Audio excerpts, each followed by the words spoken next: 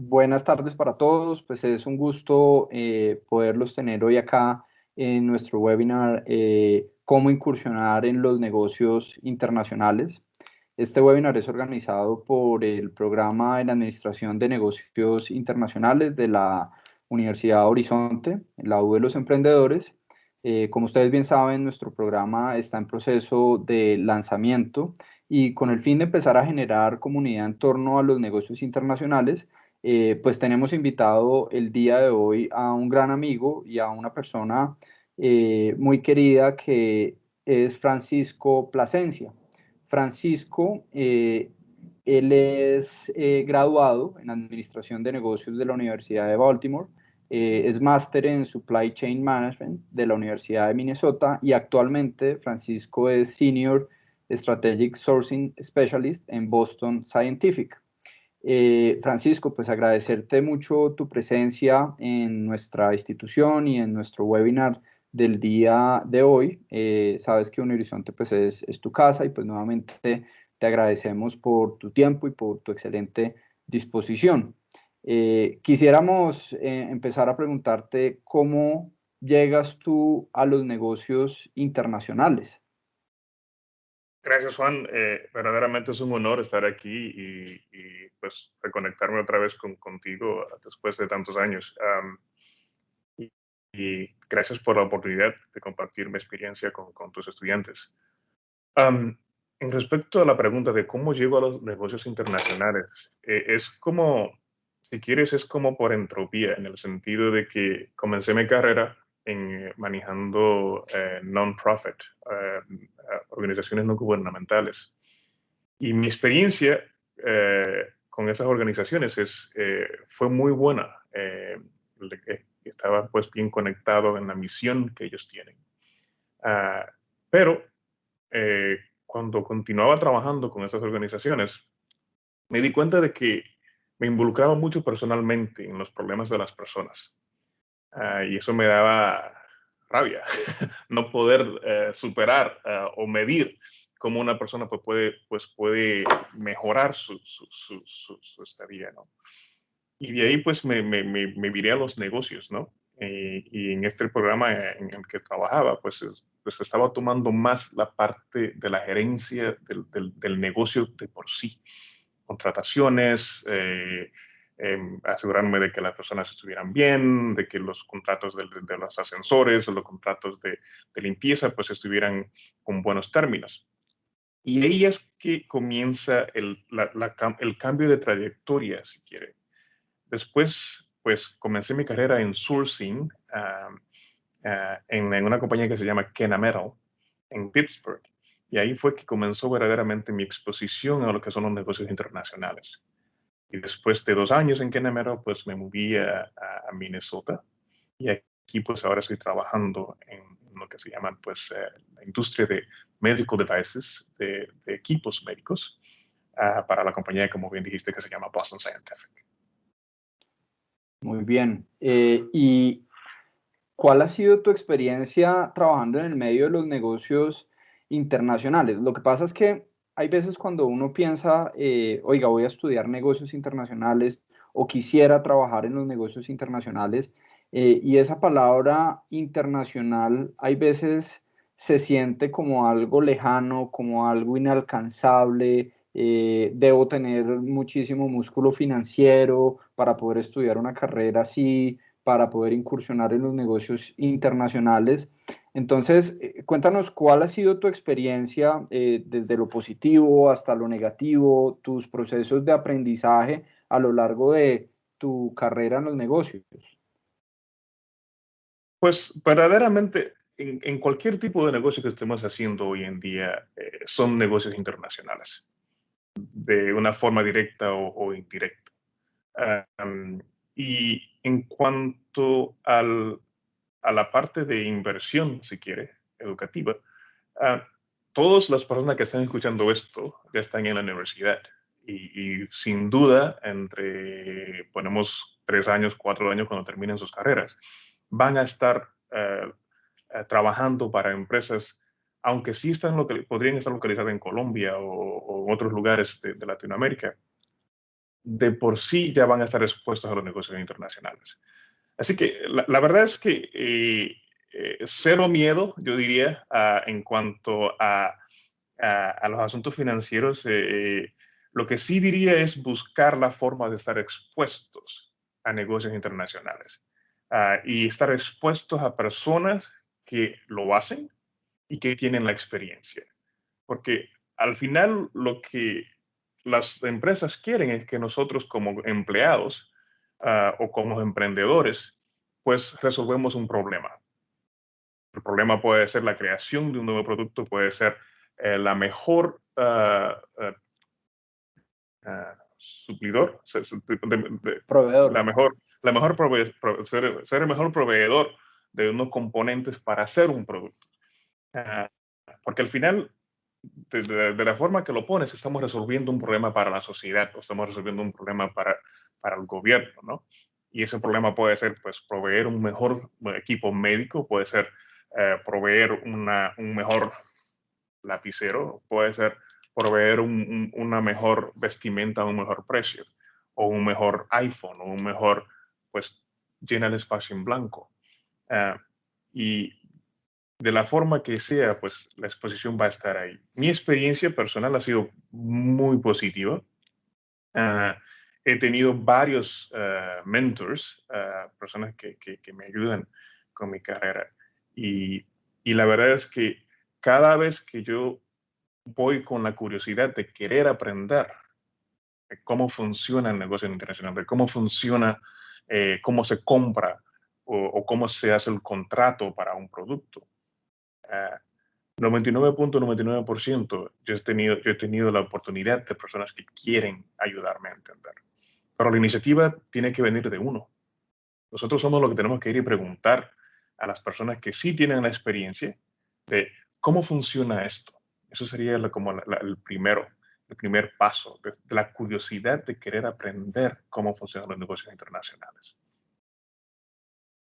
Ok, sí, ese tema de la curiosidad es definitivamente importante porque puede que uno cuente con mucho presupuesto o poco presupuesto, no depende finalmente del presupuesto, depende de la creatividad y de la curiosidad que uno tenga por el negocio. Y hay otro tema que tú mencionabas muy interesante en cuanto a la búsqueda de productos productos iniciativas que resuelvan problemas. Y fíjate que eso se une bastante ahora con una palabra que por lo menos aquí en Colombia o en general en Latinoamérica está de moda, no sé si es en Estados Unidos, y es el tema de reinventarse, reinvención de los negocios. Yo tengo unos conflictos serios con esa idea en la medida que yo creo que no es cuestión de reinventarse, sino de adaptarse en la medida que, pues, digamos, todo el tema de la pandemia, del COVID-19, ha obligado a ciertos sectores y a muchos negocios en realidad a buscar nuevas alternativas para adaptarse y responder a las nuevas necesidades. Fíjate el tema del turismo a nivel internacional, tal vez uno de los sectores más golpeados con el tema de la pandemia, las aerolíneas, los hoteles, los operadores turísticos. Países, por ejemplo, como Colombia o como tu país natal, República Dominicana, que somos países que en buena parte también dependemos del turismo, pues existe esa nueva necesidad de readaptarse, no, o de adaptarse más bien, no de reinventarse necesariamente. Entonces, sí, sin duda es un tema muy importante y eso lo uno con la siguiente pregunta que me gustaría hacerte.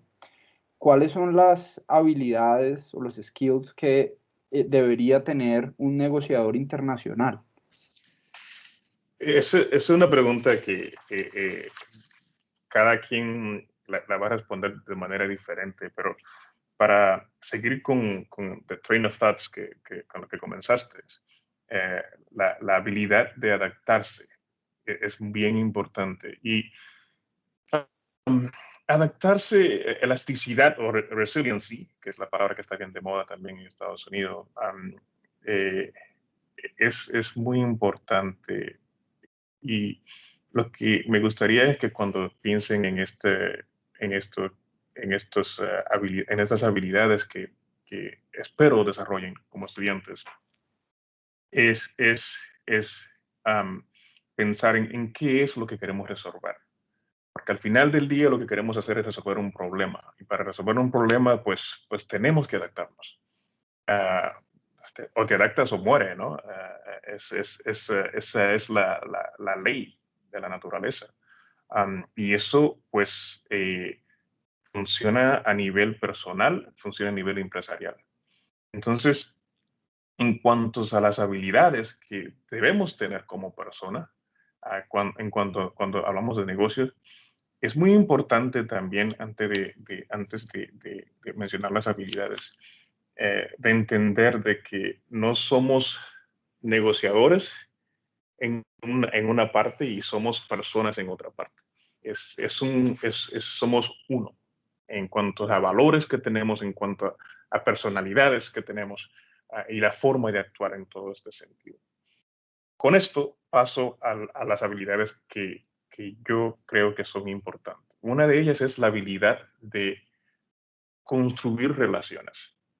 Cuando hablamos de construir relaciones de negocios, estamos hablando de la habilidad de entender qué es lo que la persona que está en el otro lado de la mesa, o en este caso, en el otro lado de la pantalla, pues cuáles son los problemas y las necesidades que ellos tienen. En mi caso, lo que yo hago pues es comprar cosas a nivel global. Ellos tienen sus necesidades y métricas que cumplir. Yo tengo las mías. Cuando entendemos las dos necesidades a través de la relación que estamos desarrollando, a veces toma años, pues ya tenemos ese bridge, ese puente de conexión. Y es más fácil llevar las métricas al lugar donde ellos necesitan y donde yo necesito. Es lo que le llaman en negociación el win-win negotiation. Como negociantes, pues tenemos que tener la habilidad de analizar, la habilidad analítica, de analizar cuáles son los precios que tenemos que obtener, los levers, cuáles son los componentes de los precios que tenemos que comprar. Pero también cuáles son los componentes de las exportaciones en términos de leyes que afectan nuestros productos. Y eso nos lleva a que hay que tener la habilidad de ser buenos negociantes. Y para lo que yo hago, yo nunca estoy buscando por el precio más barato. Lo que yo busco pues es calidad, servicio y precio. Claro está, el precio es un componente mayor porque tú puedes tener un buen producto con muy buena calidad, muy buen servicio, pero el precio pues no está al nivel de que necesitamos como empresa para poder lanzar un producto. Y la otra parte, pues, va con la flexibilidad que mencionaste antes, que es lo que yo llamo en inglés adaptive thinking, o sea, cambiar la forma de pensar basado en la persona que está del otro lado de la mesa, o del otro lado de la pantalla, en este caso. Y humildad. Humildad es bien importante porque puede ser que creemos que nuestras ideas son las mejores, pero puede ser que no lo son. Entonces, y eso pues va mano a mano con la parte de ser, la habilidad de ser flexible y adaptarte. Elasticidad, resiliencia, como a veces decimos, es bien importante. Y para concluir, hay dos habilidades más que son bien importantes en los negocios internacionales, que son el manejo de proyecto como disciplina y la parte que le llamamos en inglés mental toughness, que sería la habilidad de seguir, de persistir. Persistir en una forma que no sea detrimental, no sé, detrimental, que no sea dañina, sino que una forma que persistir en una forma con disciplina um, y con los detalles necesarios para cumplir el proyecto que tienes a mano. Ok, perfecto, perfecto. Sí, definitivamente, pues recapitulando los aportes que tú nos haces, pues puedo aquí estoy tomando nota, podríamos decir que de las características que debe tener un negociador internacional está, pues, en primer lugar, ser buena persona, ser persona. Y lo que tú dices, no hay que separar el ámbito profesional de los valores. Es decir, yo puedo ser negociador, puedo negociar condiciones favorables en términos de precio, calidad, servicio para mi compañía, pero también tengo que entender que la otra parte con la que estoy hablando también tiene unas necesidades y tiene que cumplir unos indicadores. Entonces, ser buena persona y tener esa sensibilidad también para entender cuáles son las necesidades de mi contraparte, además de crear relaciones a largo plazo, tener habilidades analíticas, tener humildad, resiliencia, persistencia, adaptabilidad y pues una habilidad que es un poco más técnica que blanda, digamos, que me parece muy interesante que tú los aportes, la mayor cantidad de los aportes que nos haces son habilidades blandas, que son supremamente interesantes e importantes y que la academia hay veces la subestima, porque la academia a veces piensa que la persistencia, que la humildad, que la resiliencia, pues son valores que de pronto se adquieren en casa cuando no. Hay veces uno los puede adquirir también en la experiencia académica, incluso también en la experiencia profesional. Sin embargo, pues está la otra cara de la moneda, que son las habilidades más de tipo técnico, que sí son importantes, claro que sí, como por ejemplo el tema de manejo de proyectos que tú nos mencionas, conocimientos, no sé, en comercio exterior, en operaciones aduaneras, etcétera, pero eso finalmente se aprende sobre la marcha. Las otras habilidades blandas sí que definitivamente son importantes y es algo, por ejemplo, que aquí en el caso colombiano, en temas de educación se está hablando bastante, sobre todo cuando hablamos de la adquisición de competencias que no solamente son competencias de tipo técnico, sino también son competencias a nivel de habilidades blandas. Definitivamente estoy de acuerdo contigo y me parece muy interesante que de la mayor parte de habilidades que tú mencionas que debería tener un negociador internacional, la mayor parte o la mayoría hacen referencia a habilidades blandas. En eso estoy totalmente de acuerdo. Cuéntanos, Francisco. Un punto ahí, Sí, Juan, que no quiero de desechar, es que dependiendo de dónde estás en el negocio internacional, porque si eres un ingeniero basado en las partes técnicas, pues sin duda las habilidades de análisis y las habilidades cuantitativas pues son importantes. En mi caso, pues yo estoy haciendo contratos y haciendo todo ese tipo de cosas que sí necesito entender las habilidades técnicas, uh, uh, pero no es mi enfoque. Entonces, es bueno diferenciar los dos. Otra cosa bien importante, la forma que yo la pongo en inglés es que las métricas son las métricas, los indicadores son los indicadores, pero el vehículo para cumplir con los indicadores, pues son las relaciones. Porque al final, si solamente nos enfocamos en los indicadores sin construir una relación, lo que estamos demostrando es que estamos buscando solamente cumplir con los indicadores y demuestra lo que decimos short-term thinking, o sea, está pensando solamente por un corto plazo en vez de un largo plazo. Esa parte es bueno pues mencionarla. Y esta parte es donde como manejo de proyecto viene también en el mix, en la mezcla de habilidades que hay que tener, porque esa disciplina se necesita. Al final, lo que queremos es llevar una idea desde la idea hasta la ejecución. sí, de acuerdo, de acuerdo. Entonces voy a tomar aquí nota precisamente. Es como una visión a largo plazo, ¿o no? Absolutamente, y depende también del negocio. El negocio que yo hago, pues siempre estamos viendo a largo plazo. Verdaderamente, para ponerte un ejemplo, yo no estoy pensando en el 2021. El 2021 lo planificamos hace un par de meses. Y estoy pensando en 2022, 2023, 2024. Porque ahorita mismo tenemos proyectos que estamos pensando en el 2024, 2025.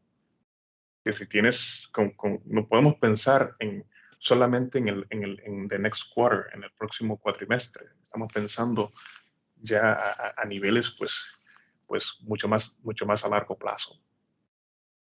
Y fíjate que eso es muy interesante cuando uno lo piensa, sobre todo también en términos culturales, ¿no? O sea, esa habilidad y esa sensibilidad para reconocer también, pues, de que hay otras visiones del mundo en términos culturales. Y fíjate que, pues, tú me comentabas en espacios anteriores que tú tienes la oportunidad de negociar en tu día a día con proveedores, por ejemplo, en Japón, proveedores probablemente en otras regiones del planeta, y que seguramente negociar con cada una de esas culturas pues tendrá unas particularidades pues determinantes al momento de la negociación. Fíjate con el tema de la negociación con los japoneses. Ellos sin duda tienen una visión a largo plazo y un proceso de negociación puede durar meses, sino años. Fíjate en el caso de Colombia. Colombia como país llevamos negociando un acuerdo comercial con los japoneses desde hace años. No hemos podido llegar a algún acuerdo, a diferencia que cuando negociamos un acuerdo comercial, por ejemplo, a nivel de Estado, con los Estados Unidos, pues fue un menor tiempo que nos llevó ese proceso de negociación. Cuéntanos, pues, en tu día a día, cómo te das cuenta de esas diferencias culturales y cómo es el proceso de negociación dependiendo de la cultura con la que tú negocias. Sin duda es bien importante ese tema, Juan, porque cuando estoy negociando con las personas en Japón, es totalmente diferente que cuando hago negocio con la persona aquí en Estados Unidos, en Francia o Irlanda o Tailandia o cualquier otro país o Alemania que te puedes imaginar. Um, y en el caso de los japoneses, pues resiliencia es la palabra, en el sentido de que sabemos que no vamos a cumplir ningún objetivo en una semana. Y a veces los objetivos son hasta pequeños objetivos, hasta la parte mínima, ¿verdad? Estar en una reunión que llevaría, vamos a decir, 15 minutos para Estados Unidos o Colombia. Tenemos que entender que en Japón se va a llevar unos media hora a 45 minutos. Y parte de eso es la traducción. La mayoría de ellos, pues, sí entienden el inglés, pero prefieren hablar en japonés para las cuestiones de negocios, porque lo entienden mejor y están más, se sienten más cómodos. Otro asunto en general con la cultura japonesa es que después es más jerárquica. Ellos tienen que ir y llevar decisiones a los gerentes. Muchas veces, pues yo puedo tomar decisiones a mi nivel sin tener que llevar las recomendaciones a mi gerente o director. Entonces, y otro aspecto es el nivel de detalle en las negociaciones. Por ejemplo, las personas en Japón, en Francia, Alemania, pues quieren mucho más detalles que las personas en Estados Unidos, que se enfocan más en como un nivel más macro, si quieres, más generalizado.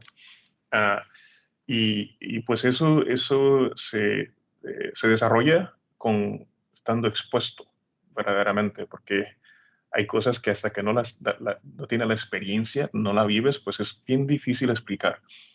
Otra vez con lo que dije al principio, por eso es que es bueno buscar la forma de estar expuesto a los negocios que te interesan como estudiante, como persona.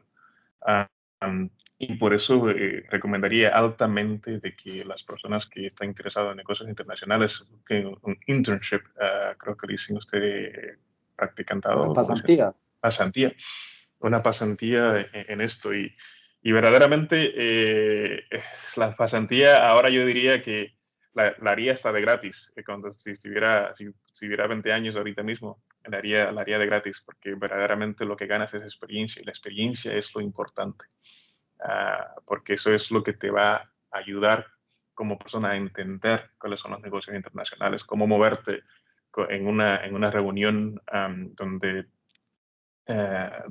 si estás con japoneses o si estás con alemanes o si estás con personas de Francia, um, pues el nivel de interacción es diferente.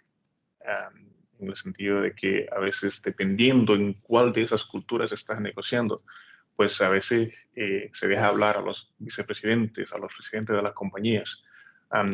Y mucho de las negociaciones verdaderamente pasan como en pre-meetings, como en pre-reuniones. Y ya pues cuando uno llega a la mesa de negociación, es más una formalidad.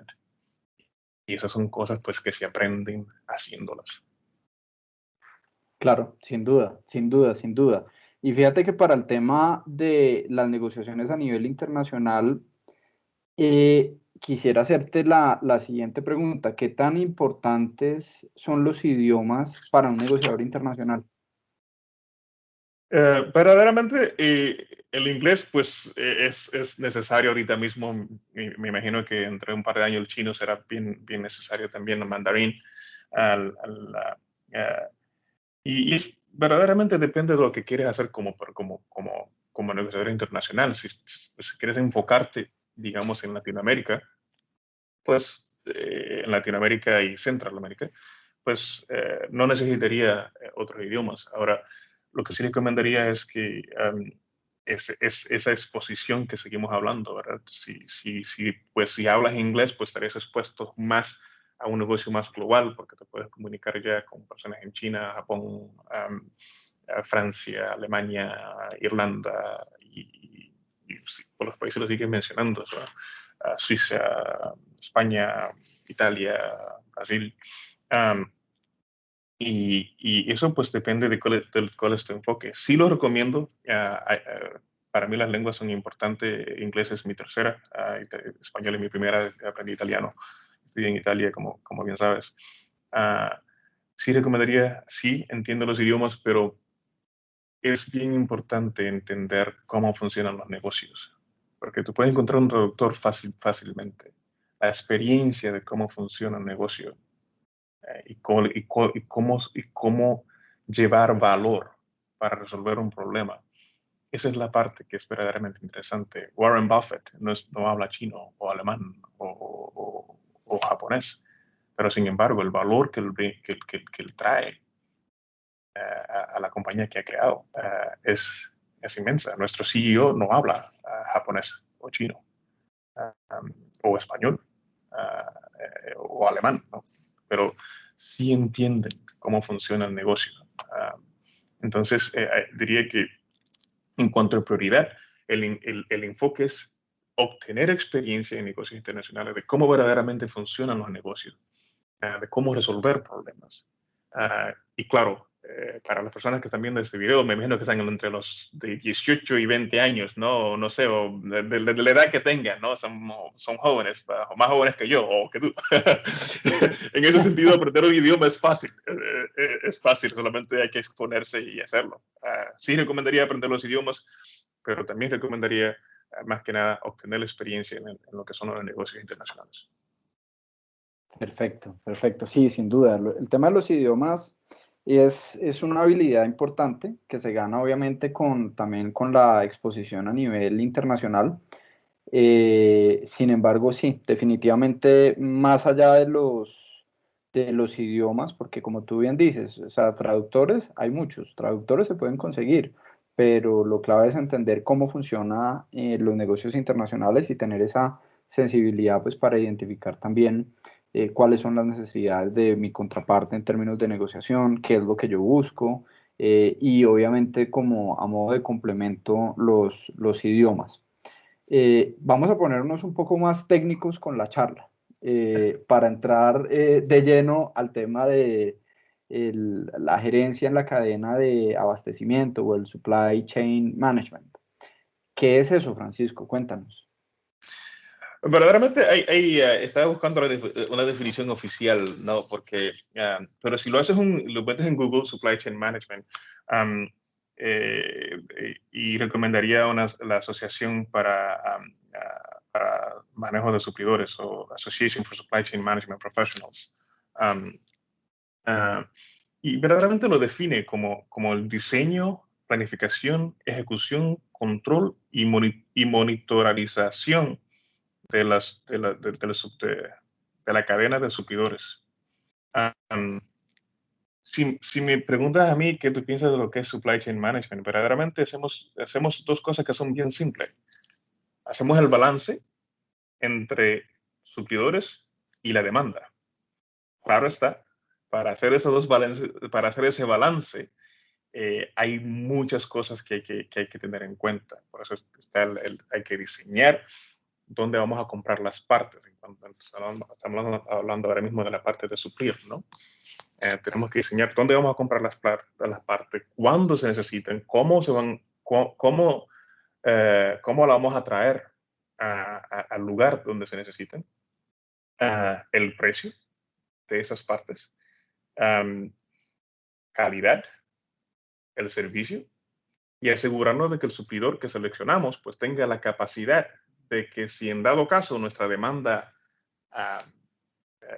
incrementa, porque si ellos puedan suplirlo. Entonces, en la parte de suplidor, pues primero tenemos que tener una base. ¿Cuál es el país donde vamos a llevar esto?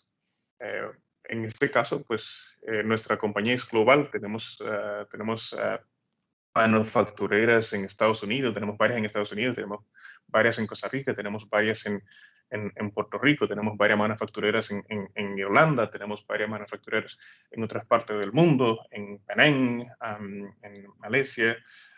Entonces, cuando estamos hablando de la parte de suplir, ¿verdad? Tenemos que ver dónde se le seleccionamos el suplidor para esta parte, el componente que sea, cuál es la demanda de esta parte y cómo hacemos que esta parte llegue a la manufacturera en el país que sea, y que esa parte cuando llegue a esa manufacturera pues sea de buena calidad, que el suplidor pues sea capaz de proveer el servicio que necesitamos y que el precio sea fair, justo. En cuanto a la demanda, que esta es la parte ya que es el upstream supply chain, si quieres. En cuanto a la demanda, pues tenemos que ver cuántos componentes hay en el producto que queremos hacer y cuál es la necesidad del mercado. Agarras un componente simple, como un lapicero, pues ves que tiene varios componentes, ¿verdad? Eso es un lapicero verdaderamente simplísimo, ¿verdad? Entonces tenemos que ver esto para hacer este componente, pues hacen lo que le llaman un bill of material, no sé cómo diré en español. Tiene que desglosarlo y ver cuántos componentes tiene. Entonces, cuando construimos esto, ¿verdad? Hay que ver cuántos lapiceros vamos a necesitar para los próximos años o para el próximo año. Y basado en eso, pues hacemos el breakdown, lo rompemos en cuántos componentes tengo que comprar de cada uno y dónde están esos suplidores. Entonces, ahí entramos más en lo que le llamamos supply chain mapping, el mapa del manejo de abastecedores, ¿no?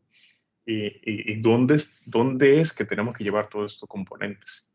En resumen, supply chain es bien complicado en el sentido de que cubre desde el diseño, ejecución, planning, la planificación, el control y también el monitoreo de estas actividades.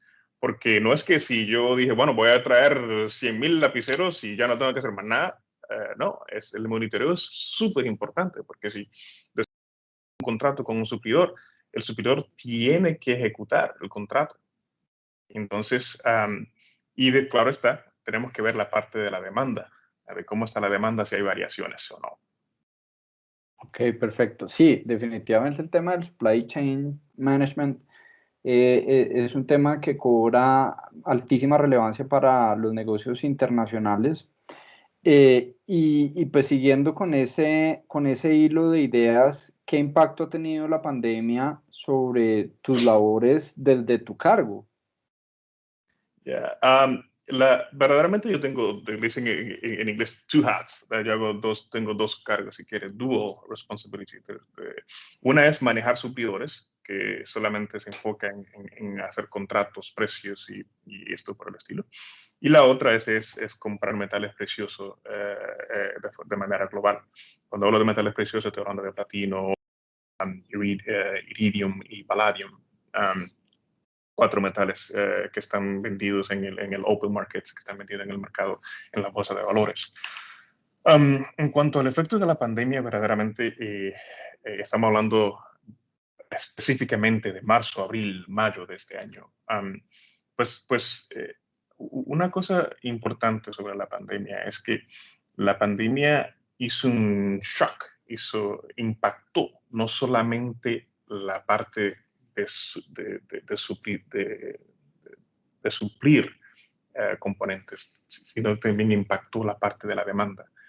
Como decía antes, de supply chain es balancear supply and demand, es balancear la parte de suplidores con la demanda, ¿verdad?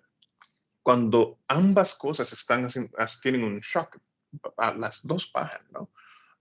Es diferente de cuando hay solamente un shock en la parte de suplir componentes o en la parte de la demanda.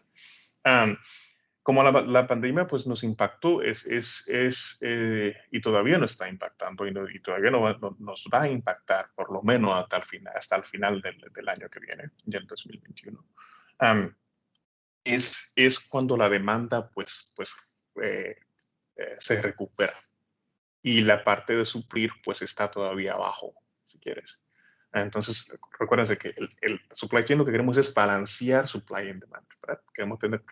Tenemos que si la demanda son 10 componentes, queremos suplir 10 componentes, suplimos a veces un poquito más, lo que le llamamos safety stock o buffer, no me viene la palabra en español, uh, pero para tener un poquito más de lo que es la demanda, por si acaso hay variación en la demanda, porque recuérdate que lo que queremos es balancear, ¿no? Inventario de seguridad, ¿no? Inventario de seguridad, gracias. Entonces, tenemos inventario de seguridad por si acaso la demanda fluye para poder otra vez balancearla. Entonces, con la pandemia, cuando la demanda bajó, bajó también la parte del suplidor. Entonces, estaba más o menos balanceada. Pero entonces, cuando la demanda comienza a subir y el inventario ¿De seguridad? de seguridad se comienza a gastar, pues ya la demanda sube y ahora pues la parte del suplidor, de suplir no está. Ahí donde llega el problema. Entonces es cuando queremos comunicarnos, en mi caso, con mis suplidores, a veces interdiario, para decir, ¿cómo está tu producción? ¿Cuántas partes nos va a mandar esta semana? ¿Cuántos trabajadores tienes? ¿Cuántos shifts? ¿Cuántos horarios tienes? ¿Tienes 2 shifts, 3 shifts, lo que sea? Para poder abastecer la demanda. Porque en este caso, eh, también en el caso de la pandemia, pues ahora los suplidores tienen que obedecer la distancia social dentro de las manufactureras. Y lo que eso hace es que si tenían 100 empleados, ahora van a tener solamente 50 empleados o 60 empleados, lo que significa que no van a poder producir al nivel que tenían que producir antes, poniendo la parte de suplidores, de suplir los componentes por debajo de la demanda. Y eso es donde no está causando más problemas en algunos de los componentes. Una cosa importante de notificar es que en nuestro caso, nosotros somos lo que le llaman essential business, o negocios esenciales, porque proveemos servicios médicos, componentes médicos, equipos médicos. Por lo que para nuestros suplidores, el gobierno nos permitió, de acuerdo a las leyes de distanciamiento social y todo esto, de poder seguir trabajando. Entonces eso nos ayuda un poco, pero hay otras industrias que no tuvieron ese privilegio. Y entonces la demanda pues seguía o subiendo o comenzó a subir, pero la parte de suplidor no estaba.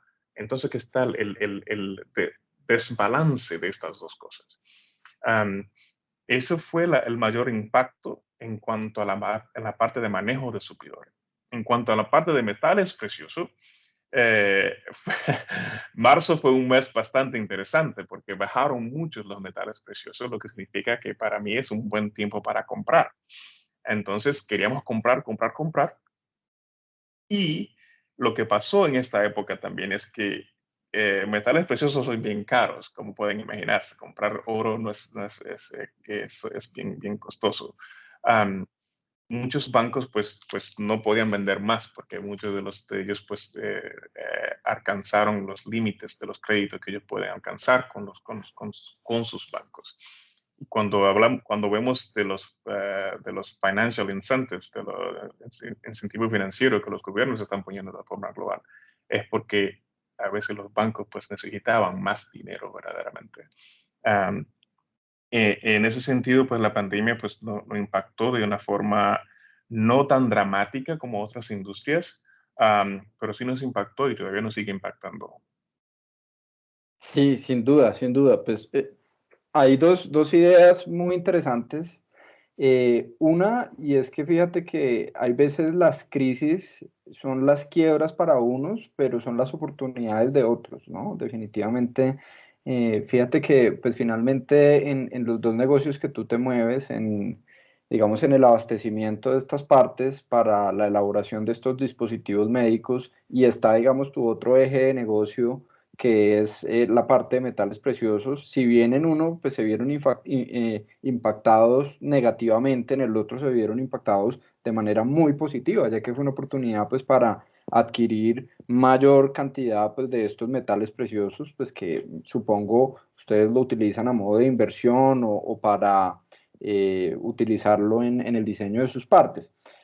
Hay otra cosa muy interesante y es que fíjate que hablando del primer eje de negocios, el tema de abastecimiento, el tema de la pandemia, como tú bien lo indicas, pues finalmente obliga a que los fabricantes y los proveedores en el exterior, en Japón, Malasia, bueno, en los otros países, finalmente se van a ver limitados en cuanto a su capacidad de producción, en la medida pues que tienen que aplicar medidas de distanciamiento, no van a poder contratar la misma cantidad de trabajadores que contrataban usualmente, el número de turnos podrá ser mayor o menor dependiendo del manejo que se le dé, y eso pues de cierta manera lo que genera es un entorpecimiento, una ralentización de esas cadenas de abastecimiento que venían fluyendo de una manera interesante previo a la pandemia, pero que la pandemia hace que se vuelvan más lentas, incluso puede generar también un aumento en los precios de esos componentes, dado pues que va a ser más costoso para los fabricantes producirlos, ¿no? Eso pues lo llevaría a uno a pensar en las cadenas regionales de valor, porque cuando hablamos de las global value chains o las cadenas globales de valor, pues decimos o pensamos en empresas como por ejemplo Apple, que construye sus iPhone a través de un proveedor Foxconn en China, pero que la empresa está basada en California, donde hacen todos los diseños, pero tienen proveedores prácticamente en todo el planeta. Cuando uno piensa en las cadenas globales de valor, pues se imagina un iPhone, un iPad, un computador de Apple. Sin embargo, pues la realidad es otra.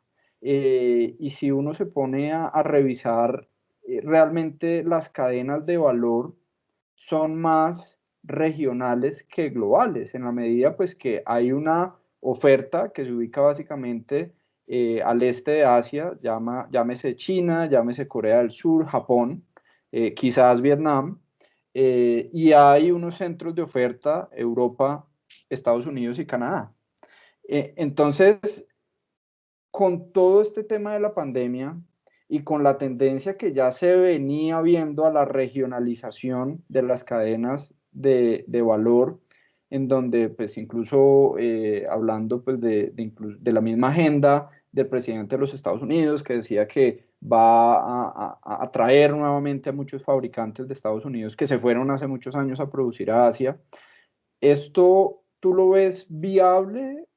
¿Tienen reversa esas cadenas globales de valor o definitivamente es un proceso que va paralelo a la globalización y que definitivamente ya no tiene reversa? Ese es un tema muy importante, verdaderamente, y creo que la pandemia también, pues, lo que ha hecho es acelerar muchas de de esos pensamientos que ya se estaban realizando. Ah, yo estoy en Estados Unidos, en Minnesota, en Maple Grove, una ciudad a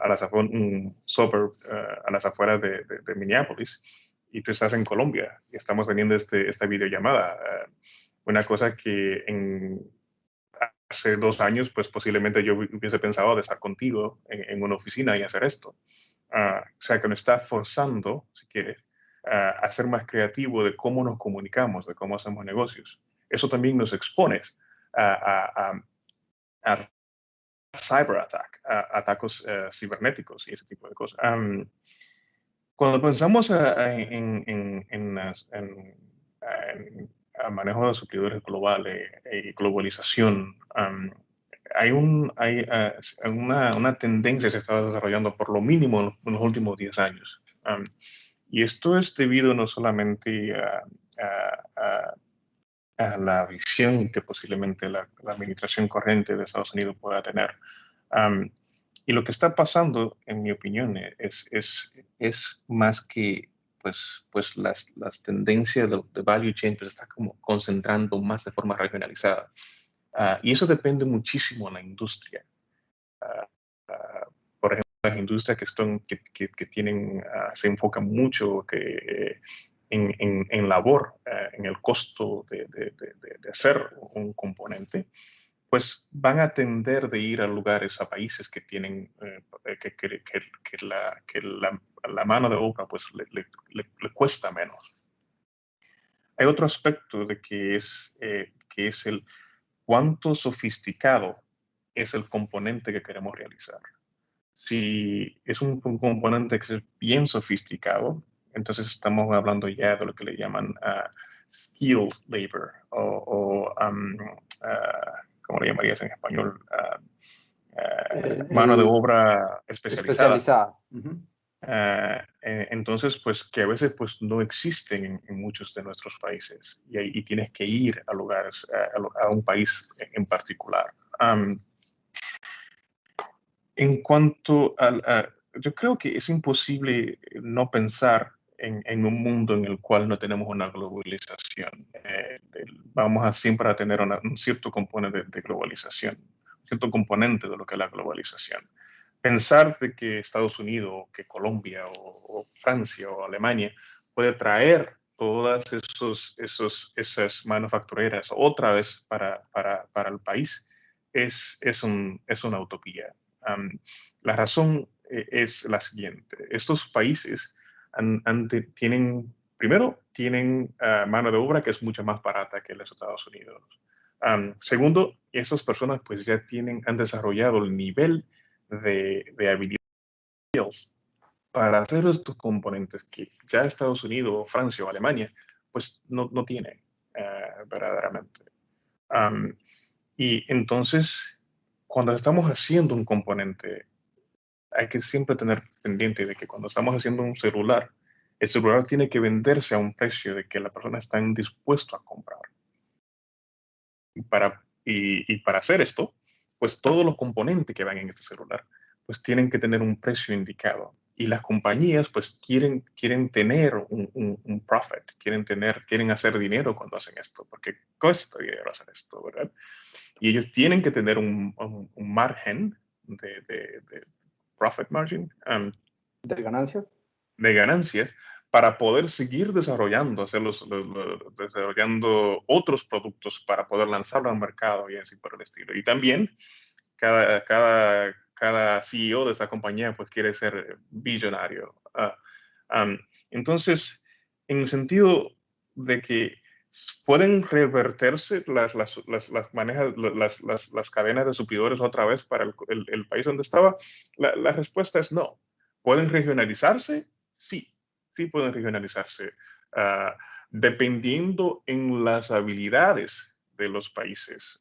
Por ejemplo, muchas cadenas de suplidores están saliendo de China y yendo a otros países en Asia, que tienen mejor condiciones políticas para, por ejemplo, los Estados Unidos. No sé si se recuerda de Target, la tienda aquí en Estados Unidos. Ellos tenían muchísimas operaciones en China. Entonces, lo que hacen es que se salen de China, se van a Vietnam, se van a India, donde todavía tienen la ventaja de tener el costo de las manufactureras bajo, pero ya no están dependiendo de un país en el cual van a tener muchas tarifas. la World Trade Organization ayer publicó de que va a ponerle tarifa a Estados Unidos para los exportes a Europa. Publicó de que sí le va a permitir a Europa poner estas tarifas. Entonces, lo que eso está haciendo es forzar a las compañías europeas de que si ellos quieren no tener esa tarifa, pues los forzas a ellos a buscar suplidores dentro de Europa o de otros países que no tengan estas tarifas. Y eso es lo que está verdaderamente haciendo el cambio de la globalización. La pandemia pues lo acelera, si quieres. Pero el sentido, la idea de que otra vez, de que podemos regresar todos esos trabajos para Estados Unidos, o para Francia, o para Alemania, o para Europa, o para Canadá, no creo que sea posible, sobre todo porque las habilidades, skills, no existen ya en esta compañía. Otro punto, y ya termino aquí, es la parte de automatización de las manufactureras. Y esto es bien importante. Porque a veces, pues sí decimos que podríamos traer algunos de esos componentes otra vez para Estados Unidos y ponerlo de forma automática. Pero todavía parece que tenemos que pagar electricidad, tenemos que tenemos que crear los robots y pagar por esto. O sea que hay mucha inversión en esto también. Ok, pero digamos que si entiendo bien tu planteamiento, Uh -huh. decimos que es utópico pensar que las empresas de Estados Unidos que se fueron hace 30 o 40 años a producir a China vayan a volver a producir, no sé, en Minnesota, en California o en Florida. Eso es utópico, pero sí puede suceder que se vayan a producir, por ejemplo, a México, o por O qué Colombia, no a o Guatemala o a Honduras, Colombia. ¿sí? O República Claro, Dominicana, cualquiera de nuestros países de Latinoamérica. claro, claro, claro, sin duda. Eso entonces lo llevaría a uno a pensar que en términos de negocios internacionales ahí existe una oportunidad muy importante para aprovechar. Nosotros no como ciudad, no como empresa, sino como país, en la medida que si logramos captar esas inversiones extranjeras que vengan a nuestro país, que inviertan, que construyan las fábricas, que pongan sus edificios, pongan sus oficinas acá y contraten a nuestro personal, obviamente preparado y capacitado para desarrollar esas labores, sería una oportunidad bastante interesante. Y de ahí, pues precisamente lo uno con la oportunidad de estudiar negocios internacionales precisamente en este momento. Es decir, hoy es cuando hay que estudiar negocios internacionales, no en 2 años, no en 3 años, hoy, porque es que estas oportunidades hay que captarlas, porque es que el tema de las oportunidades es muy curioso. Oportunidades hay todos los días, pero depende de uno si las identifica, que ese es el primer reto, y en segundo lugar, si las atrapa y las aprovecha, porque uno puede ver las oportunidades, pero si no las aprovecha, pues ahí queda. Entonces sí, definitivamente estoy de acuerdo con eso, Francisco. Bueno, pues creo que la charla ha sido bastante interesante. Creo que nos sirve de muchísimo insumo para nuestros estudiantes y futuros estudiantes de negocios internacionales. Dentro de las conclusiones que me gustaría pues tomar o llamar nuevamente hacia el final de nuestra charla, son las habilidades pues, que deben tener estos negociadores internacionales, ¿no? Habilidades que nosotros las dividimos en dos grandes canastas, habilidades técnicas y habilidades blandas o no técnicas. Dentro de las habilidades blandas que consideramos y como conclusión podríamos decir son las más importantes, está el crear relaciones, tener habilidades analíticas, ser persona, sensibilidad para entender las necesidades de la contraparte en términos de negocios, la humildad, la resiliencia, la adaptabilidad, la persistencia, la visión a largo plazo y el conocimiento de las culturas. Entonces, son habilidades que sin duda debe tener un negociador internacional y debe estudiarlas sin duda pues a lo largo de su carrera. Entonces, Francisco, nuevamente para agradecerte mucho tu tiempo, tus aportes son muy interesantes y muy importantes para nuestros estudiantes y pues nuevamente recordarte que Unihorizonte pues es tu casa y nos encantaría poderte tener en un futuro nuevamente con nosotros en alguno de nuestros espacios. Entonces, nuevamente muchísimas gracias. No, sin duda, Juan, gracias a ti por la oportunidad de compartir mi pensamiento en lo que es los manejos de los suplidores. Sí les recalco a los estudiantes de que traten de buscar una forma de tener experiencia, prepararse,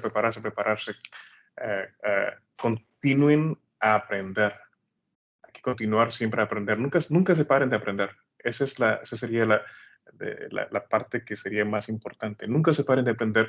Traten de buscar la oportunidad de tener la experiencia, de exponerse a lo que son los negocios internacionales.